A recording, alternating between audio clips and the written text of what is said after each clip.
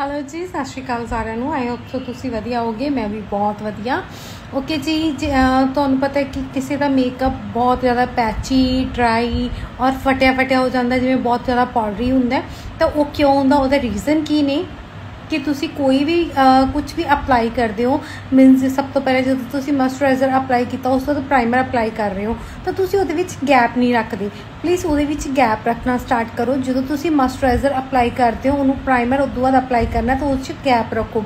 ਫਿਰ ਉਸ ਤੋਂ ਬਾਅਦ ਜਦੋਂ ਪ੍ਰਾਈਮਰ ਤੋਂ ਬਾਅਦ ਸੇਮ ਟਾਈਮਿੰਗ 'ਤੇ ਆਪਾਂ ਫਾਊਂਡੇਸ਼ਨ ਅਪਲਾਈ ਕਰ ਦਿੰਦੇ ਨਹੀਂ ਕਰਨਾ, ਉਹਦੇ ਵਿੱਚ ਵੀ ਗੈਪ ਰੱਖੋ। ਤੁਸੀਂ ਜਦੋਂ ਵੀ ਕੋਈ ਪ੍ਰੋਡਕਟ ਅਪਲਾਈ ਕਰਦੇ ਹੋ ਤਾਂ ਉਹਦੇ ਵਿੱਚ ਥੋੜ੍ਹਾ ਟਾਈਮ ਰੱਖਿਆ ਕਰੋ, ਜਿਹਦੇ ਕਰਕੇ ਤੁਹਾਡਾ ਮੇਕਅਪ ਬੇਸ ਨੂੰ ਸੈੱਟ ਹੋਣ 'ਚ ਟਾਈਮ ਮਿਲਦਾ ਹੈ। ਔਰ ਸੈਕਿੰਡ, ਜਦੋਂ ਤੁਸੀਂ ਫਾਊਂਡੇਸ਼ਨ ਅਪਲਾਈ ਕਰਨ ਤੋਂ ਤੁਰੰਤ ਬਾਅਦ ਹੀ ਤੁਸੀਂ ਜੇ ਆਪਾਂ ਪਾਊਡਰ ਅਪਲਾਈ ਕਰਦੇ ਨੇ ਫੇਸ ਲੋਕ ਕਰਨ ਵਾਸਤੇ ਤਾਂ ਵੀ ਉਹ ਥੋੜ੍ਹਾ ਖ਼ਰਾਬ ਹੋਊਗਾ। ਇਸ ਕਰਕੇ ਪਲੀਜ਼ ਇਸ ਤਰ੍ਹਾਂ ਦੀ ਇਨਫੋਰਮੇਸ਼ਨ ਵੀਡੀਓ ਲਈ ਲਾਈਕ